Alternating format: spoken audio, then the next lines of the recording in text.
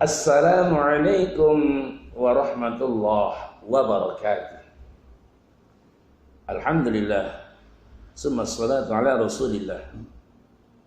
Amma ba'du, sahabat JMB di mana saja berada, mudah-mudahan Allah senantiasa memberikan kepada kita kekuatan iman dan Islam. Amin.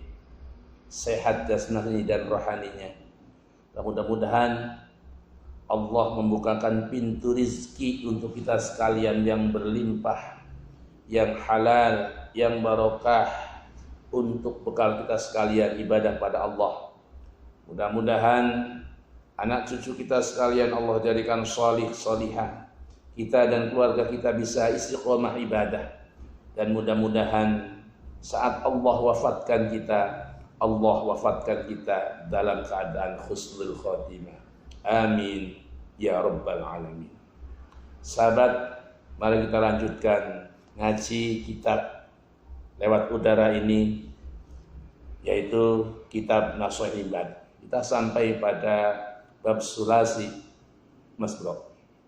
Kita bacakan. Bismillahirrahmanirrahim. Al-babu sulasi wa fi khamsuna mau'idatan sab'atun akhbar wal baqi aslan. Bab sulasi ini ada 55 mau'idah. 7 diantaranya adalah hadis Nabi, dan sisanya makalah-makalah, ucapan-ucapan, nasihat-nasihat para sahabat dan para tabi'in. Al-maqalatul ula, makalah yang pertama. Ruwiya 'anin Nabi sallallahu alaihi wasallam, diriwayatkan dari baginda Nabi Muhammad sallallahu alaihi wasallam, annahu qala, bahwa sesungguhnya beliau telah bersabda, man asbaha ay dakhala fi waqti subah wa huwa yashku ila nas dhiqal ma'ashi. Barang siapa yang memulai harinya sedangkan dia curhat kepada manusia, curhat kepada orang lain.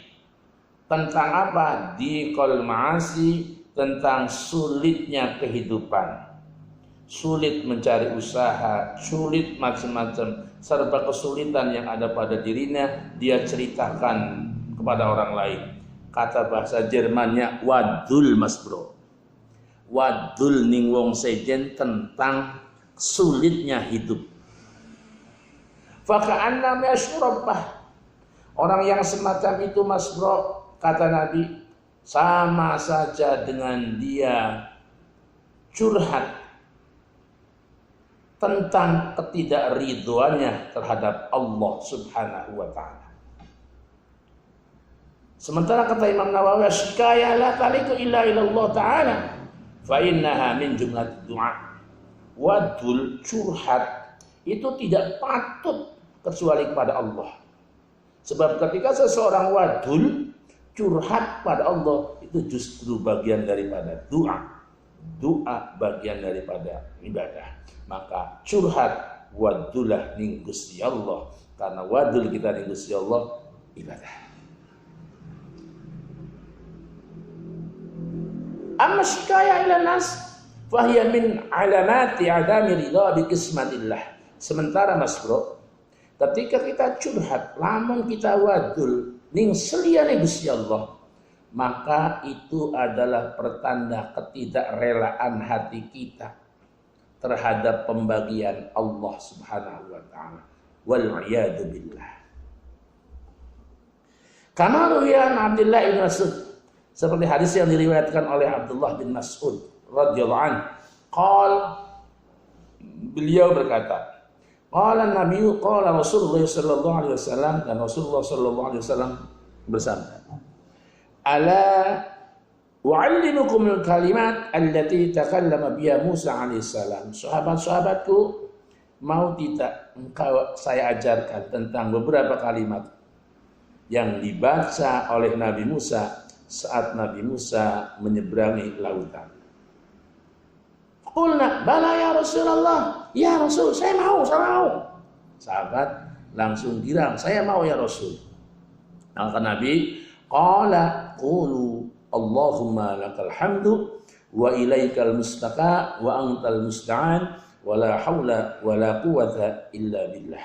Kalau mau Mas Bro, Mas Kusen, katakan Allahumma lakal hamdu wa ilaikal mustaqa wa antal musta'an wa la haula wa la quwata illa billah. Ulangi Mas Bro, sekali lagi. Apalin? Allahumma lakal hamdu wa ilaikal mustaqa wa antal musta'an wa la haula wa la quwata illa billahil aliyyil azim. Wa huwa an Abdullah radhiyallahu anhu. Dan hadis itu dari Abdullah radhiyallahu anhu. Qala al-Aqmas atani atin fil manam. A'mas berkata, suatu saat ketika aku tidur datang seseorang. Kemudian orang itu berkata, faqala, ya Sulaiman, zid fi hadil kalimat. Wahai Sulaiman, tambahkanlah kalimat yang kau bacakan. Ya, seperti apa? Wa nasta'inuka ala fasadin fina wa nas'aluka sholaha amrina kullahu. Wa nas'aluka sholaha amrina kullahu. Jadi tambahannya dalam mimpi itu selain Allahumma lakal hamdu wa ilaikal mustaqa wa antal musta'an wa la haula wa la quwata illa billahil aliyyil azim, tambah kata yang datang lewat mimpi itu dengan kalimat wa nasta'inuka, ya, ala fasadin fina wa nas'aluka sholaha amrina kullahu. Hafalkan Mas Bro ya. Kemudian yang kedua kata Nabi, man asbaha aidakhala fis sabah. Barang siapa yang memulai harinya li umuri dunya hazinan faqad asbaha sakhitan 'ala Allah. Barang siapa yang mulai harinya dengan merasa prihatin terhadap urusan dunianya, maka orang itu sama dengan orang yang memulai harinya dengan mengungkapkan perasaan marah pada Allah Subhanahu wa taala, dan itu tidak layak dan tidak patut Mas Bro. Tidak boleh. Wal ma'na man hazina umri dunya faqad ghadiba 'ala Allah li'annahu lam yarda bi qada'illah wa lam yasbir 'ala bala'i wa lam yu'min bi qadrihi. Kenapa? Makna hadis itu adalah barang siapa yang susah tentang urusan dunia, maka faqad ghadiba 'ala Allah. Maka sesungguhnya orang itu telah murka pada Allah. Kenapa? Karena dia tidak ridho dengan ketentuan Allah, tidak sabar dengan cobaan Allah, dan tidak percaya dengan takdir Allah. Kenapa kata Imam Nawawi? Li'anna kullama waqa'a fid dunya fa huwa biqada'illah ta'ala wa qadari. Karena sesungguhnya apapun yang terjadi di dunia ini semua atas qada dan qadarnya Allah Subhanahu wa taala. Wa man tawadda'a li khalili ghinahu faqad dzaba thulusa dini. Kemudian kata Nabi, barang siapa yang merendahkan diri, yang merendahkan hatinya di hadapan orang kaya karena kekayaannya, Mas Bro, sesungguhnya orang itu telah kehilangan 2/3 agamanya. Na'udzubillah, tsumma na'udzubillah. Ayni anna syari'a yakuna ta'liman nas li ajli shalah wa li ajli amali duna ta'lim li ajli madi. Karena sesungguhnya syariat itu hanya memperbolehkan orang mengagungkan orang lain karena kebaikan dan amal-amal orang itu, bukan karena yang lain, bukan karena harta, bukan karena kedudukannya. Fa inna man akramal mal ahalal ilma wassalah. Karena ketika seseorang itu mengagungkan harta, maka sama dengan orang itu sedang meremehkan ilmu dan amal. Telah mengagungkan ketika seseorang itu mengagungkan harta, maka sesungguhnya orang itu telah merendahkan ilmu dan kebaikan. Sahabat CNB di mana saja berada, ingat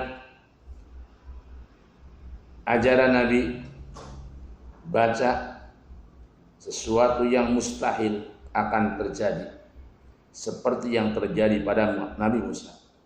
Sesungguhnya siapapun akan merasakan takut ketika harus menyeberangi lautan tanpa dengan alat atau kendaraan ataupun perahu. Tapi yang terjadi, Nabi Musa melewati lautan dengan tanpa menggunakan alat apapun. Nabi Musa hanya berdoa pada Allah, curhat pada Allah Subhanahu wa taala. Allahumma lakal hamdu wa ilaikal mustaka wa antal musta'an wa la haula wa la quwata illa billah. Yakinlah pada Allah dan Rasulnya, engkau akan selamat. Mohon maaf atas segala kekurangannya. Kebenaran datangnya dari Allah, kesalahan datang dari diri hanafi. Terima kasih. Wallahul muwaffiq ila aqwamit thoriq. Wassalamualaikum warahmatullahi wabarakatuh.